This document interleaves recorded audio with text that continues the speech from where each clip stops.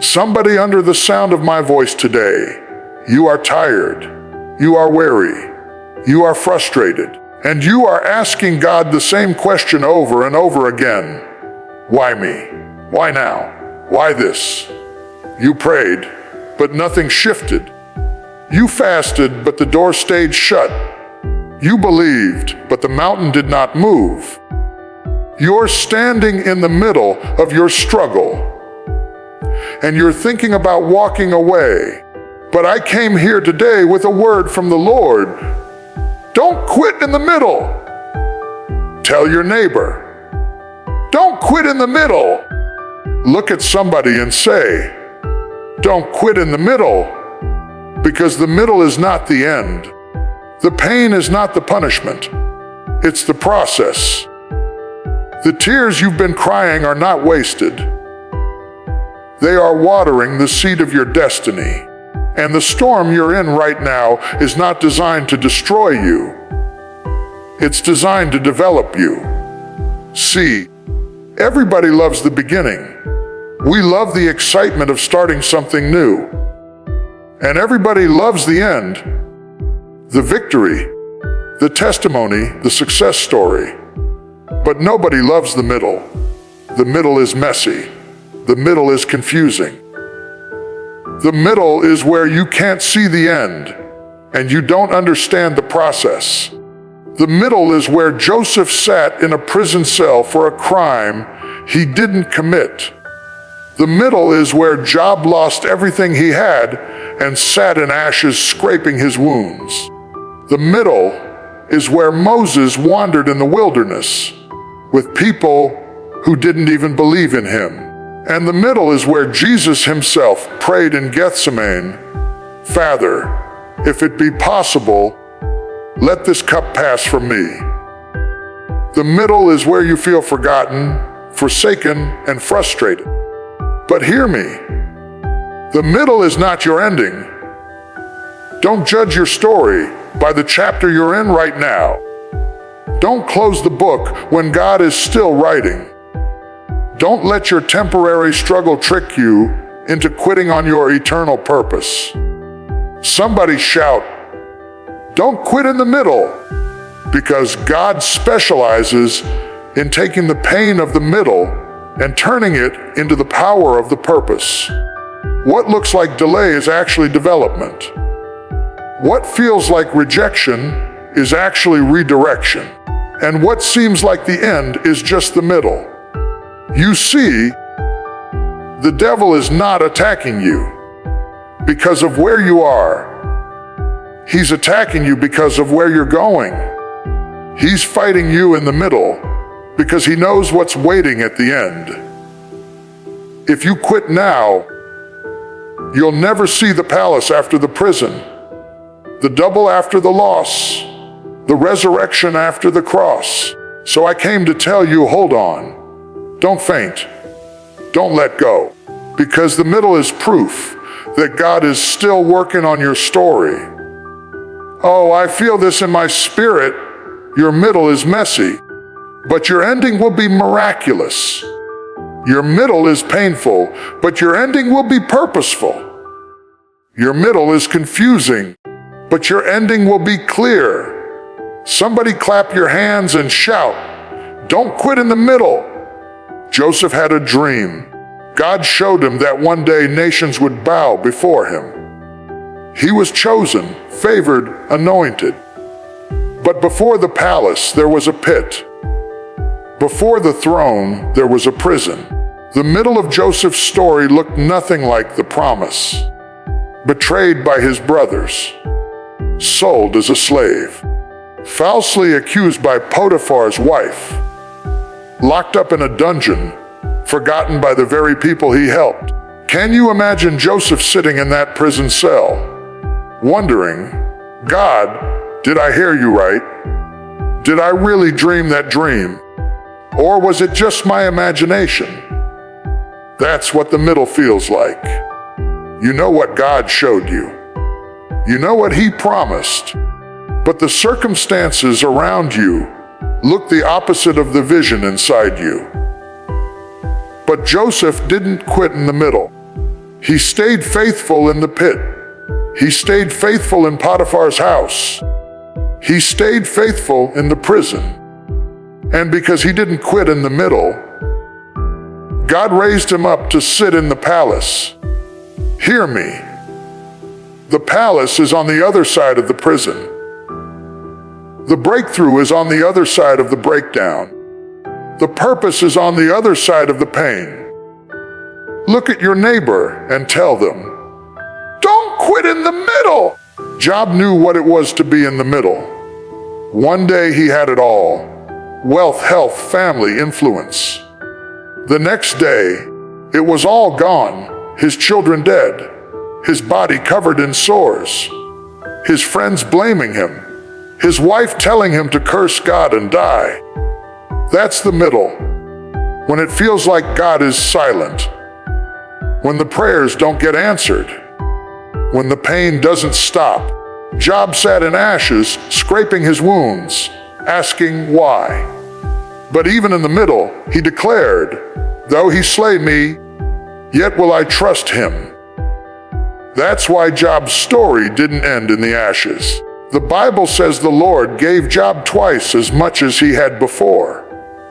Double the blessing, double the favor, double the restoration. If Job had quit in the middle, he would have died in his pain. But because he held on, he lived to see his purpose. Somebody shout, double is coming. Your struggle is not the end. It's the middle. And if you don't quit, God will give you double for your trouble. Moses had a calling on his life. God raised him up to deliver Israel from Egypt. But before the promised land, there was a wilderness. For 40 years, Moses led a people who complained, who doubted, who wanted to go back to Egypt. Every step of the way, it seemed like failure. Thirsty people, hungry people, angry people. Moses was stuck in the middle. But the wilderness was not punishment. It was preparation. God used the wilderness to teach Moses how to lead. God used the wilderness to shape Israel into a nation. God used the wilderness to show that his presence was greater than their problems. The middle felt like delay, but it was destiny. The wilderness was the classroom that prepared Moses for the mountain. Child of God, listen. Your wilderness is not wasted. The job that frustrates you, the people that test you, the struggles that stretch you. God is using all of it to prepare you for what's coming. Don't quit in the wilderness. Don't quit in the middle. And finally, our greatest example is Jesus Christ himself. He came with a purpose to save humanity, to redeem us from sin, to reconcile us to God. But before the resurrection, there was a cross. Before the victory, there was suffering. In Gethsemane, Jesus prayed, Father, if it be possible, let this cup pass from me. That was the middle. On Calvary, when he cried, my God, why have you forsaken me? That was the middle. The middle was bloody. The middle was painful. The middle looked like defeat. But 3 days later, the stone rolled away. 3 days later, the tomb was empty.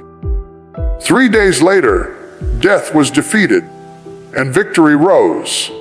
If Jesus had quit in the middle, there would be no salvation, no hope, no eternal life. But because he endured the cross, we now walk in victory. Somebody lift your voice and shout, don't quit in the middle. So whether you're Joseph in a prison, Job in the ashes, Moses in the wilderness, or Jesus on the cross, hear me today. The middle is not the end. The pit is not permanent. The ashes are not forever. The wilderness is not wasted. The cross is not the conclusion. God is still writing your story. And if you don't quit in the middle, you will live to see the purpose on the other side of your pain. And I know I'm talking to somebody right now who is stuck in your own middle. You might not be in a Bible story, but you're in your story. You're in the middle of a financial struggle, and you don't know how the bills are going to get paid. You're in the middle of a health battle, and the doctor's report doesn't look good. You're in the middle of a relationship falling apart, a job that drains you, a dream that feels like it's slipping away. You are in the middle, and the middle is messy. But listen, just because you're in the middle doesn't mean it's over. The middle is where God does his best work. The middle is where character is built. The middle is where faith is tested. The middle is where trust is deepened. The middle is where you discover who you really are and who God really is. Don't despise the middle. The seed has to go into the ground before it can grow. It has to be buried in the dark, in the dirt, in the hidden place where nobody can see it. It looks dead, it looks finished, but it's not. It's just in the middle. Because in that dark soil, something is happening. Roots are going down. Life is stirring.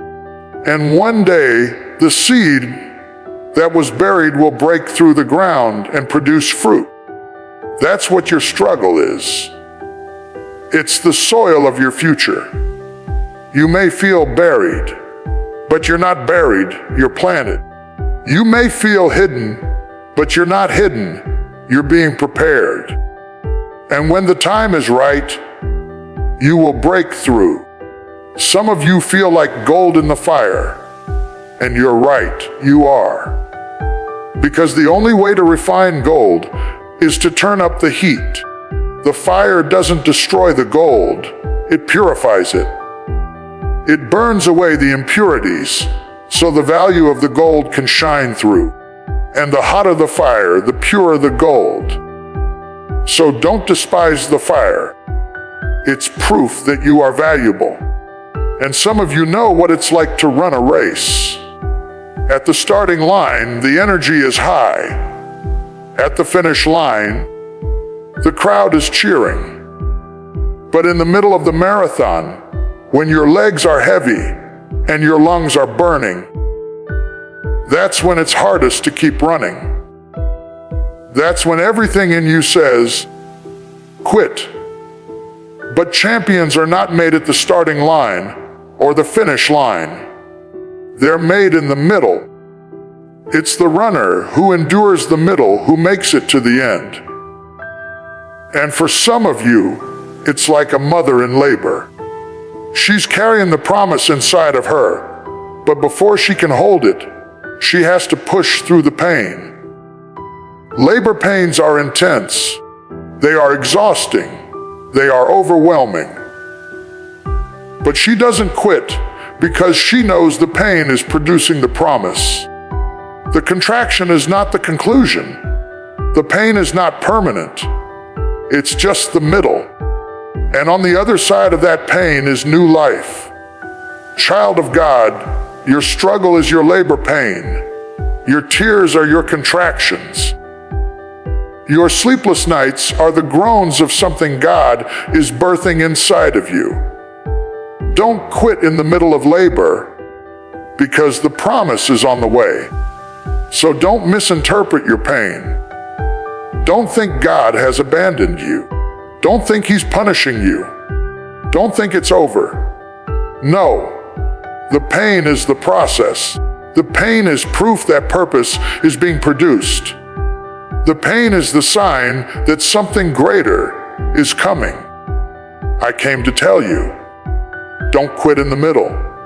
Your middle is not meaningless. Your middle is not wasted. Your middle is where God is making you, molding you, shaping you, preparing you. And when He is finished, you will see why you had to go through what you went through. You've cried, but don't quit. You've prayed, but don't quit. You've fasted, but don't quit. You've fought battles in silence, but don't quit. You've been misunderstood, but don't quit. Because every tear you've shed is watering your tomorrow. Every sleepless night is pushing you closer to your destiny. Every trial you've endured is shaping you for the place God is taking you. The enemy wants you to quit in the middle because he knows he can't stop your ending. Oh, I feel that. He can't stop what God has promised you. He can't cancel what God has ordained. So all he can do is try to make you so weary in the middle that you give up before you get there. That's why the attack is so heavy right now. That's why the pressure feels unbearable. That's why the struggle seems endless. It's not because you're weak. It's because you're close. You're closer than you've ever been. Don't quit now. Don't lay down now. Don't throw in the towel now. Because if you quit in the middle, you'll never see the miracle at the end. If you quit in the middle, you'll never taste the fruit of the promise. If you quit in the middle, you'll never hold the blessing God's been preparing just for you. I dare you right now to open your mouth and declare it over your life. I will not quit in the middle. Say it until your spirit believes it. Say it until your soul rises up in strength. Say it until every demon in hell hears you. I will not quit in the middle. Because your pain is not permanent. It's producing. Your struggle is not your story. It's your setup. Your tears are not wasted. They are seeds. Your heartbreak is not your ending. It is the birthplace of healing.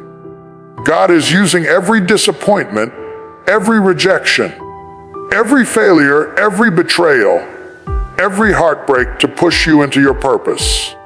He is weaving the very threads of your pain into the fabric of your destiny. What the enemy meant for evil, God will turn for good. And sometimes God allows you to go through the middle, so you will discover that He is God in the middle. Anybody can praise God at the beginning when the excitement is fresh. Anybody can shout at the end when the victory is won. But it takes faith to worship Him in the middle. It takes trust to hold on in the middle. It takes courage to declare, though He slay me, yet will I trust Him. So don't despise your middle season. Don't curse the process. Don't look at your pain as punishment. The middle is where God matures you. The middle is where God grows you. The middle is where God shows you that His grace is sufficient and His power is made perfect in weakness. Some of you right now are standing in the heat of the fire, but you're not burning. You're being refined. Some of you are standing in the flood, but you're not drowning.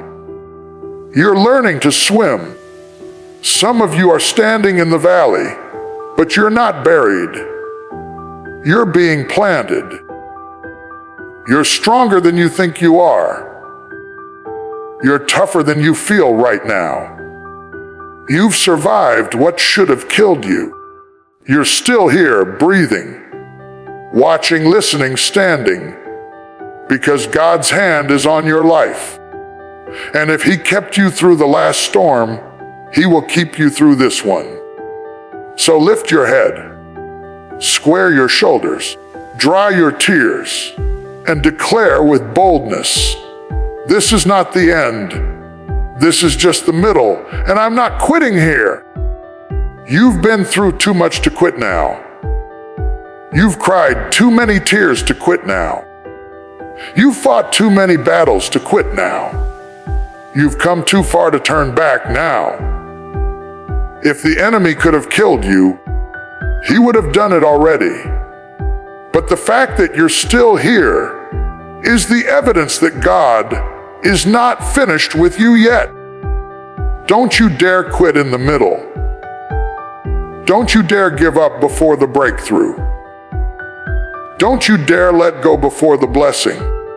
Because eyes have not seen, ears have not heard, neither has it entered into the heart of man, the things that God has prepared for those who love him. And I hear the Spirit of the Lord saying, hold on, because your end will not look like your middle. Your tomorrow will not look like your today. Your latter days will be greater than your former days. The glory that is coming will be greater than the pain that you endured. If Joseph had quit in the pit, he never would have seen the palace. If Job had quit in the ashes, he never would have received double. If Moses had quit in the wilderness, he never would have seen the promised land. And if Jesus had quit on the cross, there would be no resurrection, no salvation, no victory. So don't you dare quit in your pit. Don't you dare quit in your ashes. Don't you dare quit in your wilderness. Don't you dare quit on your cross, because resurrection is coming. Restoration is coming. Purpose is coming. Glory is coming. Shout it out of your spirit. I will not quit in the middle. Say it until the atmosphere shifts. I will not quit in the middle. Say it until every demon trembles. I will not quit in the middle, because what I am carrying is greater than what I am going through. What I am becoming is greater than what I am facing. What God has prepared for me is greater than the pain that tried to break me. This middle is not my ending. This valley is not my grave. This fire is not my finish. This cross is not my conclusion. My God is the author and the finisher of my faith. And if he started a good work in me, he will be faithful to complete it. So I declare over you today, rise up. Don't quit. Don't faint. Don't give in. Because your purpose is on the other side of your pain. Your miracle is on the other side of your mess. Your breakthrough is on the other side of your battle. Weeping may endure for a night, but joy comes in the morning. The storm may rage, but peace is on the way. The cross may bleed, but resurrection is around the corner. Don't quit in the middle of your struggle, because the middle is proof that God is still at work. And when he is finished, when the story is complete, when the last chapter is written, you will look back and say, it was good that I was afflicted. It was good that I went through the fire. It was good that I cried those tears, because if I had not been through the middle, I would never have walked into my purpose. So stand strong, walk tall, lift your hands, and declare with everything in you, don't quit in the middle of your struggle, because God is using your pain to build your purpose.